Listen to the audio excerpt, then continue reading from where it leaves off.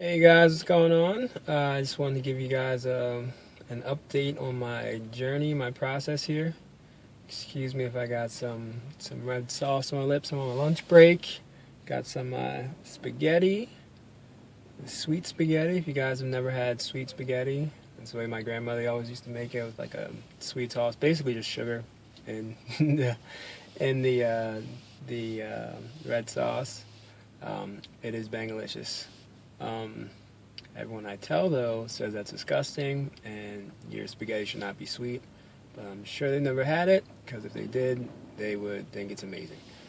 But anyway, my update on the Air Force, Army, National Guard, Air National Guard process.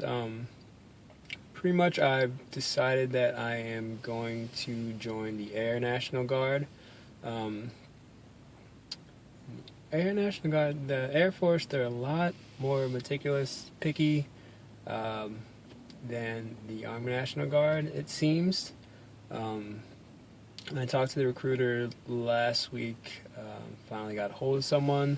He called me back, then she emailed me the pre-qualification form that I had to fill out after talking to, like, the Air National Guard. I couldn't even get a direct number for the local recruiter. I had to call the national number, and when I had to leave a message, I didn't get someone right away. I had to leave a message, and then they called me back, and then before I could even like ask any questions about anything, they give me like a pre-screening questionnaire, pretty much asking all the questions like, age, height, weight, have you used any illegal drugs, law, history, yeah, all that kind of stuff. They ask all that on the phone before they would even talk to you about anything else. Like, I had told the guy that I had, there were a couple of parking tickets that I was paying off right now. And he's like, all right, well, call us back after you have your tickets taken care of, and I'll pass your information on to the local recruiter then. I was like, can I get his number now so I can just ask some questions? Like, I'm not even sure that I want to join or not. So he's like, all right, well, I'll give you the number, but call back after you take care of your tickets. So I called him up, didn't get a message. Apparently it was a her, actually. Didn't hear anything back for a while.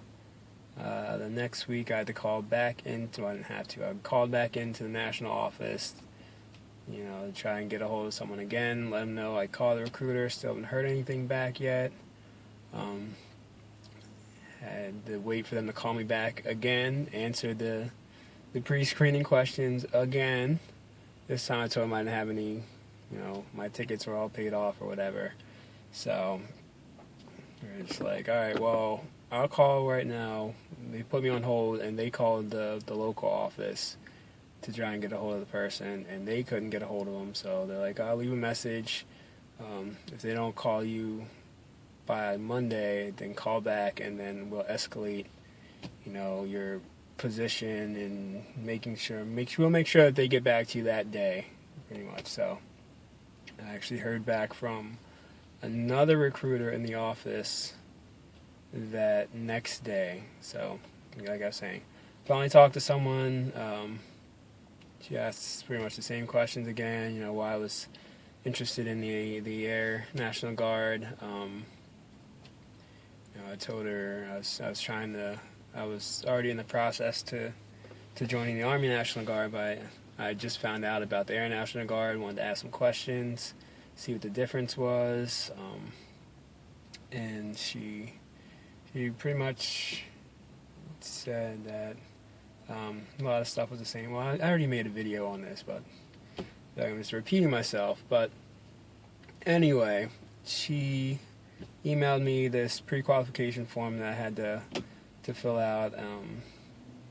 It's basically, I don't know if you've started the process with the Army National Guard, but after we got back from MEPS, we then there was this long packet of paperwork where it was like really in depth about your whole life and, you know, where you've lived in the past 10 years.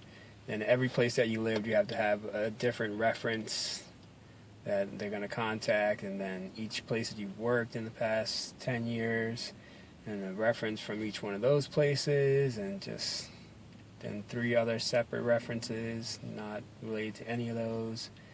And it's just a lot of stuff. So the Air National Guard, it was a different, I'll probably have to fill out something like that later, I'm assuming, for the background checks and or for the security clearance and whatnot, but haven't had to fill that out yet. So I started working on my other one for the Army National Guard, so I got that saved, so it won't be as much trying to remember all this stuff over again. But the application that I had to fill out for the Air National Guard was a lot more limited, so it wasn't that big a deal. I kind of put it off for a couple days because I really didn't feel like going through and getting all the addresses and information and stuff for all the references. But then I was like, I gotta move along with this process, so I checked it out, and it actually wasn't that bad. There wasn't anything that I had to actually put any references down yet for, so that was good. I just had to go online and find my my service registration number for, you know, for guys, when you turn 18, you have to register for, you know, the draft or the services or whatever. So I didn't know how to find that number, which you need for the Army National Guard application too, but they have the website you can go to find that number. But other than that, it's pretty simple stuff. They do ask about like law violations and stuff, and that was something that I had, you know, I had to put yes for. I had, there was a charge when my freshman year in college, it was the last day of classes, and last day of classes, and after class I came back to my dorm room and I went to sleep, and I woke up to a phone call from one of my friends saying that the DA, or not the DA, the R, what is it? I can't remember. RA, residential advisor, yeah. The RA and the cops were coming to the room, and apparently my roommate and a friend were smoking weed in our room while I was sleeping, didn't know, and that was a nice wake-up call. So I got up, jetted out of the room, went over to another friend's room, and then, you know, like 15 minutes later I got a call from the RA being like, hey, if you're here, you know where your roommate is, you guys need to come back to the room. I get back to the room, and there's weed sitting on the chair, you know, got some paraphernalia, we'll say, sitting there, and just like, crap, this is gonna suck. So basically, with that, that's what ended my career in college. Ended up getting suspended from it, even though I wasn't actually involved with that situation, and had to go to court. This was in Virginia. I live in Pennsylvania, so I had to go to court in Virginia. But thankfully, I got a good lawyer, and had to go to court, and the charges got dropped, and there's no fines or anything. That's pretty much what I had to relay this message to the National Air Guard person that called back for more information. I had to tell it to the recruiter. I had to write down the application, and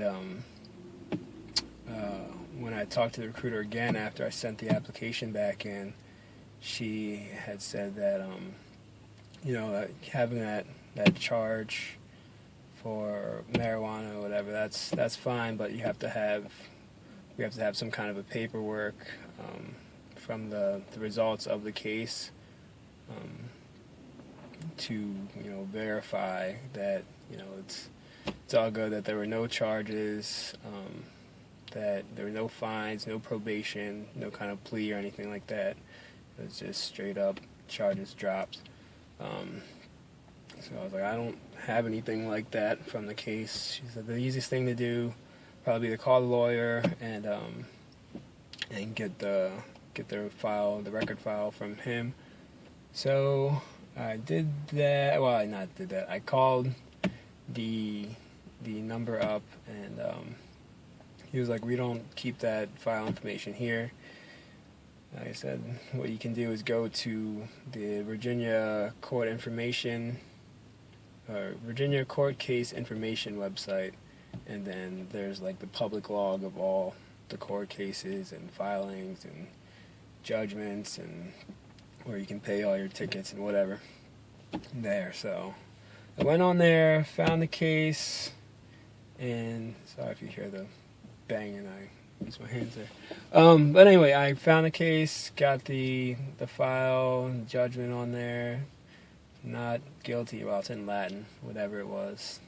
It has on there no the amount for the fine, 0, probation days, 0, all that kind of stuff. So printed that out, sent it in, emailed it back to the recruiter. She called me up the next day, just being like, that's what I needed. I emailed her making sure that's the kind of thing she was looking for. It was. So next step was going in. Now I can finally go in for like an interview and actually talk to the person, the recruiter, face to face. Now I made it past the gatekeepers, I guess. So she said I could bring my wife along, obviously, and it's said next weekend is the drill weekend, so she's gonna actually be local. It's a drill weekend for my local unit, so she'll be around then. If not, then I can make an appointment sometime during the week. I talked with my wife, and she is interested in going along and asking some questions and whatnot, so I think she said maybe Tuesday would work best for her and us. So I may try and get an appointment excuse me, for Tuesday to go in and talk to the recruiter face to face, ask some more questions, assuming everything goes well. The next step is to schedule a time for MEPS, since I already have done the ASVAB. And also she has to, I guess the last time she said that she was going to like see what the score translated to for the Air Force, because apparently they use different criteria for how they get their ASVAB scores in the Air Force opposed to the Army. So I might have a different score. I mean, I have a 93 anymore. Oh no! Just kidding. So I'm interested to see what the difference is in that, the ASVAB score. But yeah, so she's got to do that and schedule a MEPS appointment. Also for just a heads up for the Air Force, like I was saying how they're mad picky and whatnot. I guess they can be, because apparently a lot of people want to join the Air Force and they already have too many people. So they're trying to weed them out like before they even get to this going to see the recruiter face-to-face deal. But after I sent in that pre-qualification application and she called me back, I put down about that weed charge, a speeding ticket on my way back from college to go home, and then put a parking ticket. I've had mad parking tickets, and by I mean my wife has had mad parking tickets, but I didn't write them all down, because 1, I don't remember when all the dates are, and 2, they're just in a lot of them. So anyway, I didn't put them on the application, and then she called me back up, and she's like, yeah, I'm looking over your going through your stuff, and I see that you put down about your marijuana charge, your speeding ticket, and and your parking ticket from 2012. She's like, we do a background check on the applicants before, they come in or whatever. And I pulled your file, I found that there were a lot of tickets from 2013. I was like, oh yeah, I know that I had tickets, but I couldn't remember what the dates were and all this stuff. I knew I'd probably have to talk to you about it, but I didn't know how to put it down in the form. So, I didn't know how you wanted me to handle it. So, but yeah, there were parking tickets from 2013 too. So I was like, oh snap! They actually do a check on you. They pull up your file. They pull up your records. Everyone says, you don't tell them, they'll never find out. If there is a file, if there's a record, they will find out. So you can keep going along in the process. Like my game plan is just to, keep going along. If they find out something, then let them know. Like that wasn't like a big deal. Like I told them about my drug charge and whatnot, but like the parking tickets, I didn't really. It kind of was not putting all the information down, but I didn't know all the information to put down in the first place. I just kind of knew it was out there.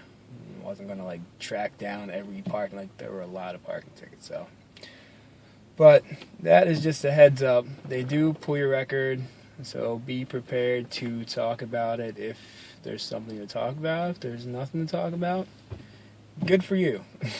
But I have stuff to talk about. But yeah, so that is the next steps. Heads up, I did make, I started making some videos for ASVAB help. I started with the math knowledge section.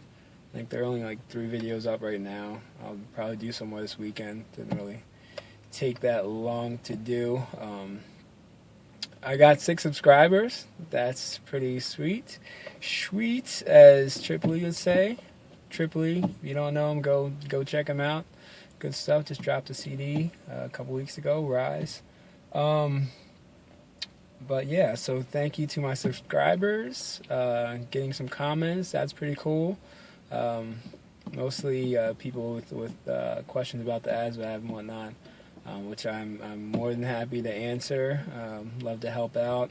One guy that told me that he's getting killed by the arithmetic reasoning and math knowledge. So I was like, I'll make a couple videos right now. I'm putting some up right now, and I made them last night. Got them loaded. My internet wasn't so slow. I would have had them loaded up last night, but ended up being this morning before they're all loaded up, but just to get started. So I'll probably put a link to, there's always links down in the description of my video to my other videos, but just a heads up, they are there and there's going to be more. So if you haven't subscribed to my channel, subscribe, get your information about the journey, about the process, and get some help with the ASVAB. So, yeah, and for those of you that don't know that, it's just going to be like, I'm basically going through different practice tests that are on military.com, which is the website that I use. You do have to register, put in your email or whatever, but that's pretty much it. And then they have all these practice tests. By all these, I mean there's 3 or 4 short tests with 40 questions in a different section, and then there's 3 or 4 of the long, like regular length ASVAB tests. So what I'm doing right now is just going through and answering all the questions from the word knowledge part, and then, or not word knowledge, the math knowledge part, and then I'll go through and do the questions from the arithmetic reasoning for the one test, and then I'll do another practice test. And then we'll see if you guys like it. I'll probably go on to the long test and do some of those if I have time. But yeah, so go do that. Check those out. Subscribe to the channel. Like it. Comment. Talk to me. Email me. Follow me on Twitter, Instagram. You can find me on Facebook if you're not a weirdo, creeper, well, I'm a weirdo. And I'm boring. Maybe. Let me know if you think I'm boring. Yeah, I guess that's it. Look forward to the next video. And I will talk to y'all later. Email is ewetv@gmail.com. Instagram, Twitter is Brandon Watson is, or at Brandon Watson is, I guess you say. I don't know. That's about it. My lunch break is pretty much over. Maybe I'll get to eat the rest of my spaghetti. Maybe not, but I will holla at you later. Deuces.